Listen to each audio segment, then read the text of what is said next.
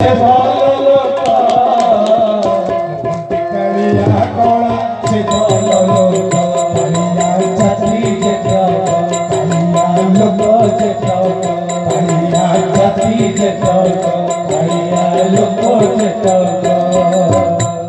नंदनंदन भगवान की भगवान कृष्ण कहले नाई मो एमिति गोटे कौन बोले गाड़ी बंद करुच प्रमाण अच्छी ना शुण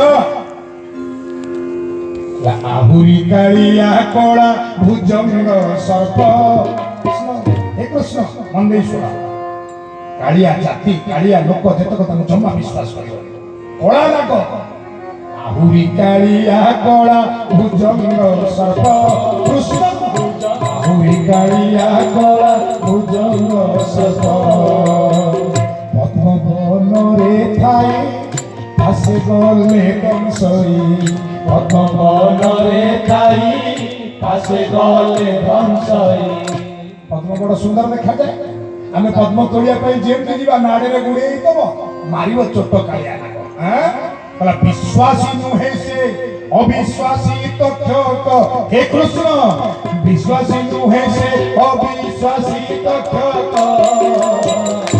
अंकितरिया कोला से कालिया जाति जतक कालिया लोक जतक कालिया जाति जतक कालिया लोक जतक कृष्ण कहले है मते गोटा साप भाप कहिकरी कोन गाड़ी बंद करछ कोन भल कहला आहु खाली कोन सेति की आहुरी कालिया कोला बण भल्लुक कृष्ण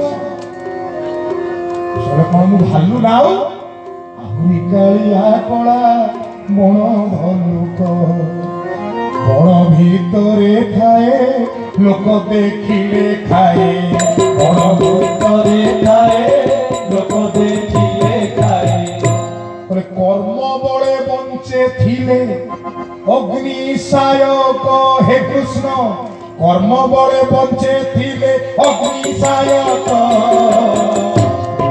कालिया कोला से कालिया जाति जतक कालिया लोक जतक कालिया जाति जतक कालिया लोक जतक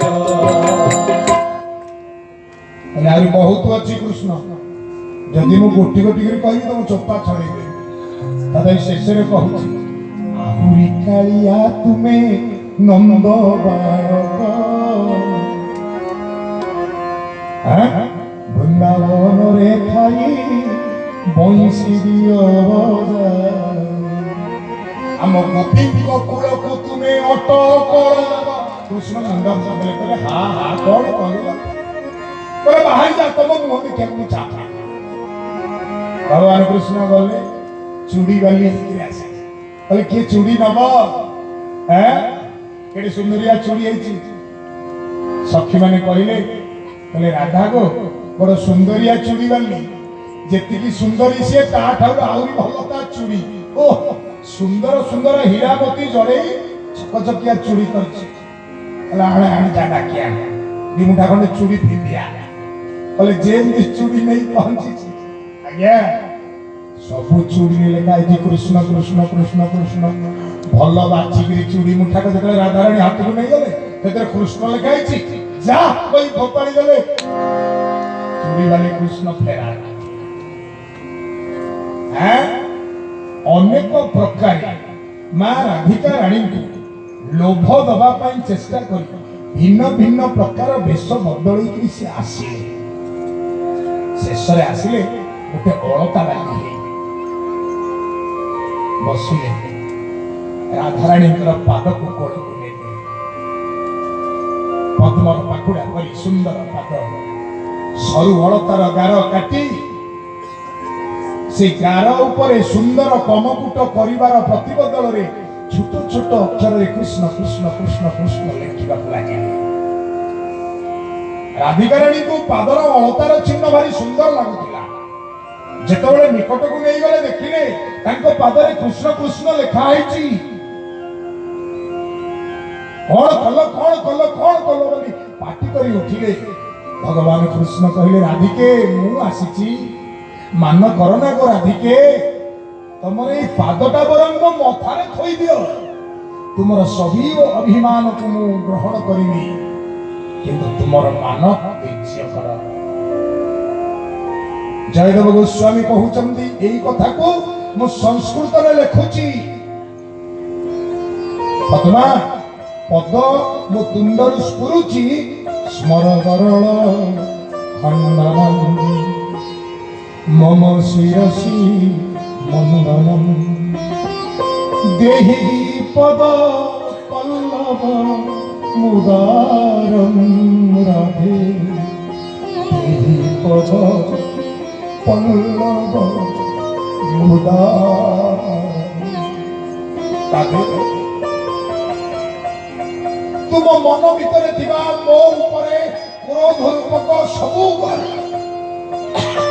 ଗରଳ ସବୁ ପାପ ଖଣ୍ଡନ କରିଦିଅ, କ୍ରୋଧକୁ ଖଣ୍ଡନ କରିଦିଅ।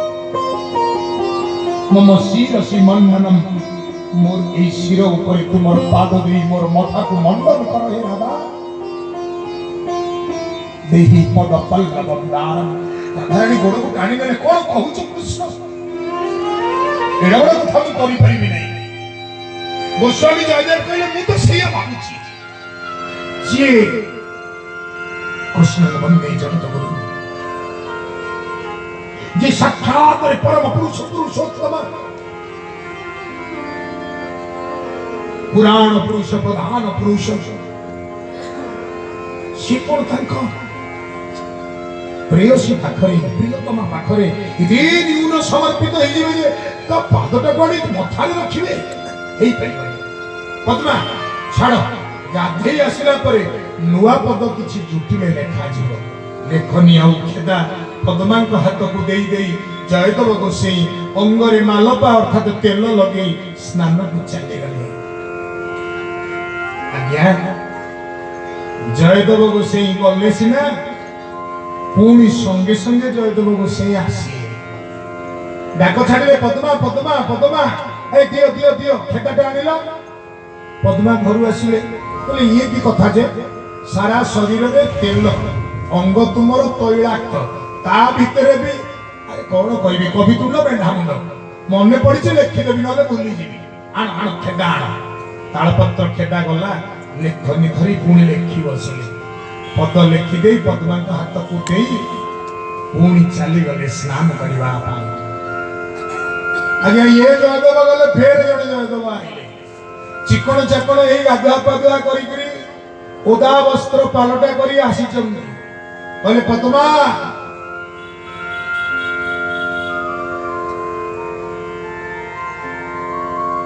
କଣ ସବୁ କିଛି ଅନ୍ନ ବ୍ୟଞ୍ଜନ ପ୍ରସ୍ତୁତ କରିଦେଲେଣି? ଆଣ। ଏଣେ ତାଙ୍କୁ ଅନୁଭବ ହେଲା ତାଙ୍କର ସେ ଯୋଉ ଆସ୍ଥାନ ଯୋଉଠି ସିଏ ବସି ଲେଖନୀ ଚାଳନା କରନ୍ତି, ସେ ସ୍ଥାନରେ ତୁଳସୀ ମରୁଆ ଦୟଣା ସବୁ ଝରି ପଡିଛି। କର୍ପୂର କସ୍ତୁରୀର ଅଙ୍ଗରାଗର ସୁବାସ ଚତୁର୍ଦିଗରେ ଚହଟି ଉଠୁଛି। କହିଲେ ପଦ୍ମା, କିଏ ଆସିଥିଲା କି? କିଏ ଆସିଥିଲା କଣ? ତେଲ ମାରି ଆପଣ ନିଜେ ଗଲେ ଗାଧେଇବା ପାଇଁ, ପୁଣି ଅଧ ବାଟରୁ ତ ଫେରି ଆସିଲେ। କହିଲେ ପଦ୍ମା, ମୁଁ ତ ଗଲି ଗାଧେଇଲି ଆଉ ଆସିଲି। ନା ନା ନା, ଆପଣଙ୍କର ବୋଧେ ସ୍ମରଣରେ ନାହିଁ। ଆପଣ ଗଲେ ସ୍ନାନ କରିବା ପାଇଁ, ତତ୍କ୍ଷଣାତ୍ ଫେରି ଆସି ମତେ ପୁଣି ଖେଦା ତାଳପତ୍ର ପୋଥି ମାଗିଲେ। ମୁଁ ତମକୁ ଲେଖନି ମାଗିଲି, ତାଳପତ୍ର ଖେଦା ମାଗିଲି ନା? ହଁ, ଏଇ ଦେଖୁନ ତମେ କଣ ଗୁଡିଏ ଲେଖିଦେଲ, ତାପରେ ଚାଲିଗଲ। ଜୟଦେବ ଗୋସାଇଁ ତାଳପତ୍ର ପୋଥି ଲେଉଟେଇଲେ, ଅବିକଳ ସେଇ ପଦ ଲେଖା ହେଇଛି, ସ୍ମର ଗରଳ ଖଣ୍ଡନମ୍ ମମ ଶିରସି ମଣ୍ଡନମ୍ দেহি পদ পল্লব মুদারম দেহি পদ পল্লব মুদারম। बोले श्री कृष्ण भगवान की जय, श्री राधारानी सरकार की जय, श्री जगन्नाथ भगवान की जय। हे मोर माँ मने बापा मने ଇଏ ସେଇ ଯାହାର ତୁଣ୍ଡ ନାହିଁ କିନ୍ତୁ ସକଳ ଗୀତ ଗୋବିନ୍ଦକୁ ସେ ନିଜେ ଗାଇଛି, ସକଳ ଗୀତା ତତ୍ତ୍ୱ ସେ ନିଜେ କୁରୁକ୍ଷେତ୍ରରେ କହିଛି, ସକଳ ବେଦ ବାଣୀକୁ ସେ ନିଜେ ହିଁ ଓଙ୍କାର ରୂପରେ ଉଚ୍ଚାରଣ କରିଛି। ଇଏ ସେଇ ଯାହାର ହାତ ନାହିଁ କିନ୍ତୁ ନିଜେ ହାତ କାଟି ଜୟଦେବଙ୍କ ପାଇଁ ଲେଖି ଯାଇଛନ୍ତି, ହେ କବି ତୁମ ମଥାରେ ଯେଉଁ ପଦ ସ୍ଫୁରିଛି ତାହା ତ ମୋର କୀର୍ତ୍ତି ନା, ମୁଁ ତ କୃପା କରି ଦେଇଛି ନା, ତୁମେ ତାକୁ ଉତାରି ନ ଦେବାକୁ କିଏ? ତେଣୁ ନିଜେ ତାଙ୍କ ଛଦ୍ମବେଶ ନେଇ ଏ ପଦ ଲେଖି ମହାପ୍ରଭୁ ସିଦ୍ଧ କରିଦେଇ ଯାଇଛନ୍ତି। ଜଗନ୍ନାଥ ସଂସ୍କୃତି ହଉଛି ଭକ୍ତର ଭାକ୍ତିକ ଭାବନାର ସଂସ୍କୃତି। ତେଣୁ ଶୂନ୍ୟବାଣୀ ହେଲା ଇନ୍ଦ୍ରଦମ୍ନ, ମୁଁ ସେଇ ବ୍ରହ୍ମ ସ୍ୱରୂପ, ଆମକୁ ପଟବସ୍ତ୍ର ଦ୍ୱାରା ଆଚ୍ଛାଦିତ କରାଅ, ଚିତ୍ରଶିଳ୍ପୀ ଡାକି ଚିତ୍ର କରାଅ। ଶ୍ରୀ ଜଗନ୍ନାଥ ସଂସ୍କୃତିରେ ମହାପ୍ରଭୁଙ୍କୁ ଯେଉଁ ଚିତ୍ରଶିଳ୍ପୀ ଚିତ୍ର କରନ୍ତି ସେ ଚିତ୍ରର କାର୍ଯ୍ୟ ବା କର୍ମର ନାମ ହେଲା ବନକ ଲାଗି।